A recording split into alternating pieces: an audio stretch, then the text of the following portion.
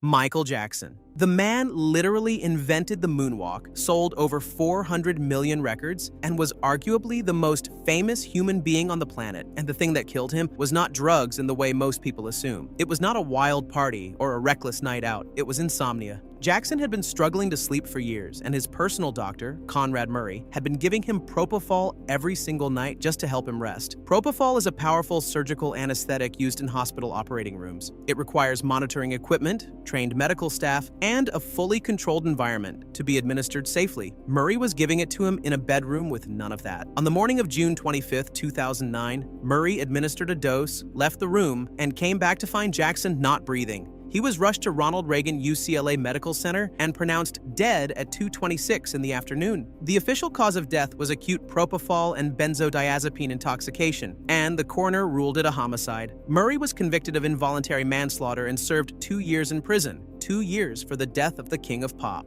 The autopsy revealed Jackson was severely underweight, had multiple injection sites across his body, and had been in physical decline for years beneath the surface. He was 50 years old, 6 weeks away from the first show of his massive comeback tour, and the saddest part of the whole thing is that all he wanted was a good night's sleep. That hits different when you think about it. Whitney Houston.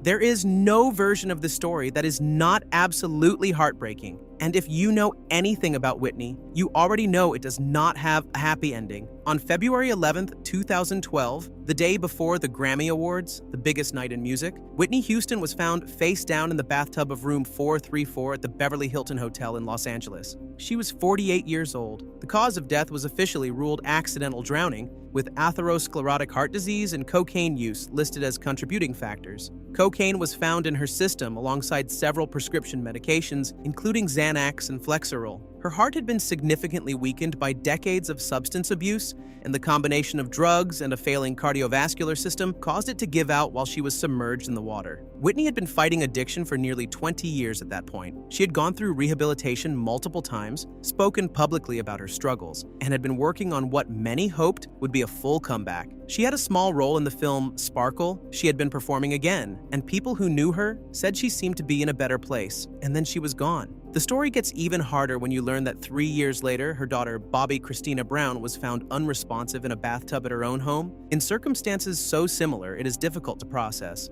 Bobby Christina died 6 months after that. She was 22. Some losses ripple outward in ways that are almost impossible to comprehend, and this is one of them. Amy Winehouse. She was one of the most genuinely talented artists of her generation. Not just talented in a chart-topping way, but deeply, unusually talented in a way that music people will still talk about for decades. She wrote every word of her music, played multiple instruments, and had a voice that sounded like it came from a completely different era. She was also 27 years old when she died on July 23, 2011, at her home in Camden, London. Her bodyguard found her unresponsive in the afternoon, and she was pronounced dead at the scene. The official cause of death was accidental alcohol poisoning. Her blood alcohol level came back at 416 milligrams per 100 milliliters. For context, the legal drink drive limit in the UK is 80. She was more than 5 times over a level that doctors already consider potentially fatal on its own. 3 empty vodka bottles were found nearby. Here is the part that makes this even harder to sit with. Winehouse had reportedly been sober for around 3 weeks before she died. She had been trying. The problem is that a period of abstinence dramatically lowers the body's alcohol tolerance. So when she relapsed and drank heavily, her system could no longer handle what it once could. That specific pattern is one of the most dangerous moments in addiction recovery, and it is well documented in medical literature. Her last concert in Belgrade, just 5 weeks earlier, had been a difficult performance, and she had been pulled from the rest of her tour dates. She was trying to get her life together. She ran out of time. She joined Jimi Hendrix, Janis Joplin, Jim Morrison, and Kurt Cobain as the newest member of the 27 Club, and that list should not keep growing the way it does. Prince.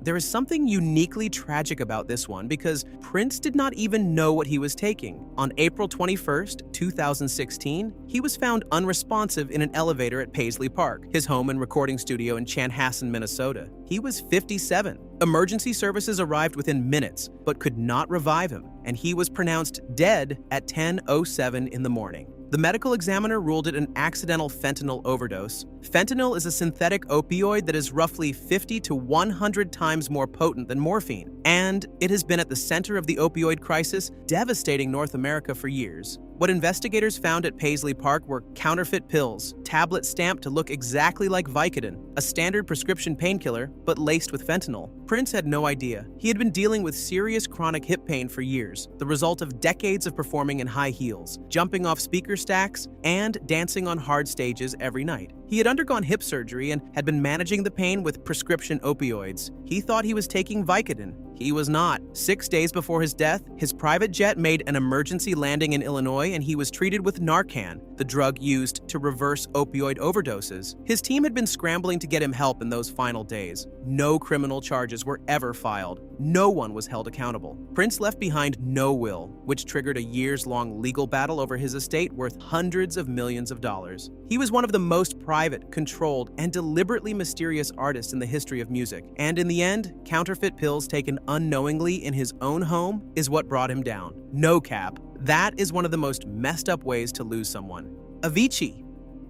This one is different from the others, and it deserves to be treated with care. Tim Bergling, known to the world as Avicii, was found dead on April 20th, 2018 in Muscat, Oman, where he had been on holiday with friends. He was 28 years old. The cause of death was ruled a suicide. Avicii had been one of the biggest names in electronic music on the planet. Wake Me Up topped charts in 22 countries. He headlined Ultra Music Festival. At his peak in 2014, he was one of the highest-earning DJs in the world, and he was completely burned out in a way that the industry around him either did not see or chose not to address. In 2012, he was hospitalized with acute pancreatitis, a serious and painful inflammation of the pancreas that his doctors linked in part to the amount he had been drinking on the road. By 2014, he had his gallbladder and appendix removed. He had been open in interviews about using alcohol to manage the crippling anxiety that came with performing in front of enormous crowds, night after night. In 2016, he retired from live touring entirely, saying publicly that the lifestyle was unsustainable and that he needed to stop. After stepping back, he seemed to find some peace. He was working on new music, he was out of the cycle that had been destroying his health. His family said after his death that he had been searching for meaning and simply could not find a way forward. The Tim Bergling Foundation was established in 2019 in his name, focused on mental health awareness and suicide prevention. His posthumous album, Tim, came out that same year. If you're struggling with your mental health right now, please reach out to someone. In Canada and the US, you can call or text 988. In the UK, Samaritans are available on 116-123. There is no shame in it.